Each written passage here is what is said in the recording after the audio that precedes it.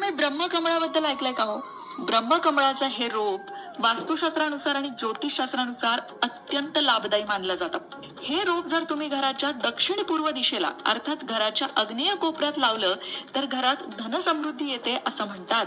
इतकंच नाही तर घरातल्यांची प्रगती होते. त्याचबरोबर ज्यांच्या अंगणात गॅलरीत ब्रह्मकमळाचं रोप असतं त्या घरामध्ये सकारात्मक ऊर्जेचा प्रवाह कायम राहतो.